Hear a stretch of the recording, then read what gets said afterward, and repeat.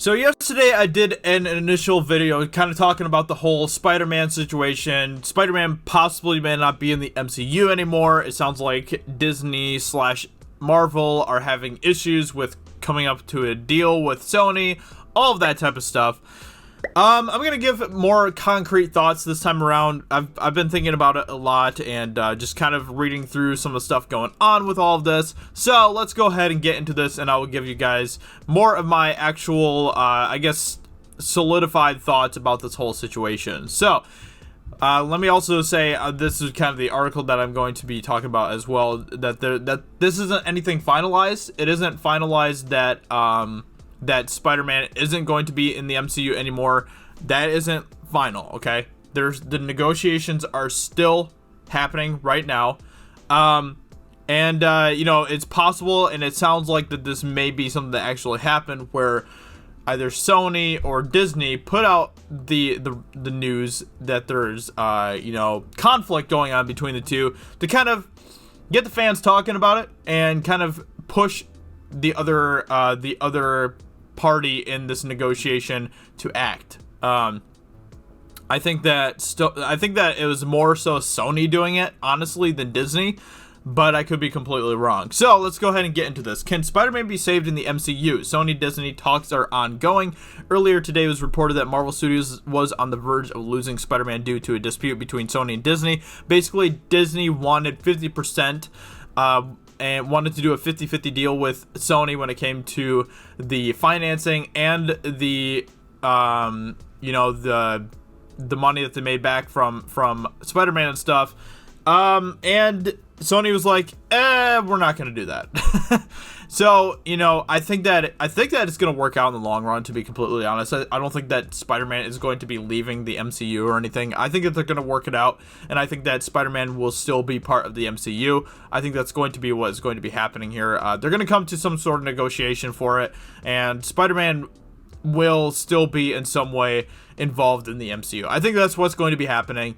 I don't think that Disney will push the 50-50 deal much longer. They'll probably go down to, like, I don't know, 40 or something, 30 maybe. I don't know. But so I don't think that this is going to be something that's going to be as big of a deal as we think it is. I don't think that Spider-Man is going to be gone completely from the MCU or anything. Because honestly, it's very beneficial for Disney and Sony at this time. So to have Spider-Man as kind of a shared character, because Disney also has a lot of the rights to, like, having Spider-Man in their theme parks, having Spider-Man merchandising, all of that type of stuff. So yeah, it's a good situation for Disney. But I think it was more so Disney was just getting really greedy, and they're like, hey, why don't you give us 50% and we'll split things 50% right down the middle with you guys. And Sony was like, nah, we're not gonna do that. You already have, like, pretty much everything else about Spider-Man besides, like, the movie rights and stuff. So yeah, we're not gonna go there. So that's kind of what I think is going on right now. So this means that more Spider-Man movies, tie-ins, and spin-offs are still possible for the MCU in the future, if something can be worked out. The story between Disney and Sony in regards to this dispute is still coming together and could change for the better. Back in 2015, Sony and Marvel Studios reached a deal that allowed Disney to use Peter Parker in the MCU, while the rest of Spider-Man's friends and foes were used to create a separate Marvel universe at Sony. Tom Holland made his debut in 2016's Captain America Civil War and has gone on to appear in 2 of his own Sony movies, while also appearing in Infinity War and this year's Endgame. Now it is unclear where Spider-Man stands or where he'll be seen next. So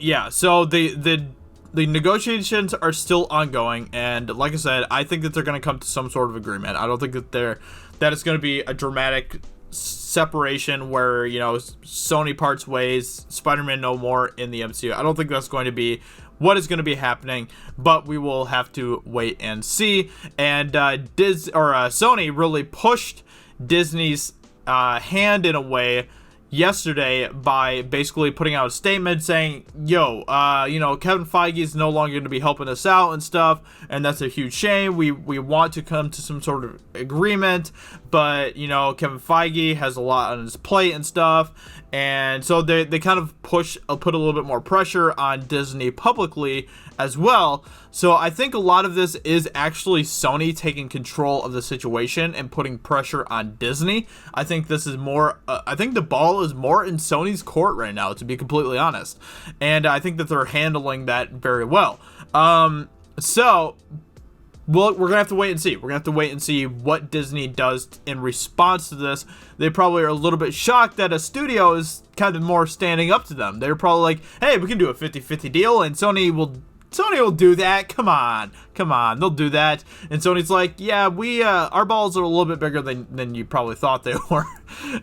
As much as I think that Sony has a lot of issues with the movies that they make in regards to Spider-Man and stuff, I think that I kind of respect them for this, to be completely honest. Now, I know that there was a lot of talk recently as well that, hey, this may not be the best thing for Sony to split off from Disney because they have Amy Pascal involved with Spider-Man. Now, Amy Pascal, people are like, oh, she produced Ghostbusters and she's the producer of Spider-Man. And while that's true that she is the producer of Ghostbusters, that was her first credit as a producer ever. That was back in 2016. Since then, she's gone on to do Spider-Man Homecoming, Molly's Game, which is a good movie, The Post, which is a decent movie, Venom, which I really enjoyed, The Girl in the Spider's Web, haven't even seen that, Spider-Man Into the Spider-Verse, which was an amazing movie, Spider-Man Far From Home, and obviously, she's doing Little Women, which is really stupid that they're rebooting that, and it's probably going to be really woke AF, but the point is that, we can't just single out the first movie that she ever produced. We also have to take in consideration all of the other movies that she's produced, and she's done movies like Molly's Game, which was a good movie, and Spider-Man to the Spider-Verse, which I really enjoyed a lot. I love that movie, and Venom, which is an enjoyable movie as well. So I just wanted to point that out because people aren't really talking about her whole career or anything. They're just pointing out the one bad movie that nobody likes and stuff because it went woke and all that type of stuff. So I just wanted to make that clear as well. So in the long run, I think that Sony would actually be better off, probably business wise and financially, continuing to be part of the MCU. Now, I think that it's good to be part of the MCU, and I think that is probably the most beneficial for Sony, and I think I think it's just really fun to have Spider-Man part of the MCU. But on the other hand, I think creatively, I think that Sony would be better off splitting away from Disney. I think that if Sony did split away from Disney, that would give them a lot more freedom, a lot more control over what they want to do with Spider-Man, and I think that they've done a fairly decent job so far. I think that John Watts, the director of Spider-Man Far From Home, Spider-Man Homecoming,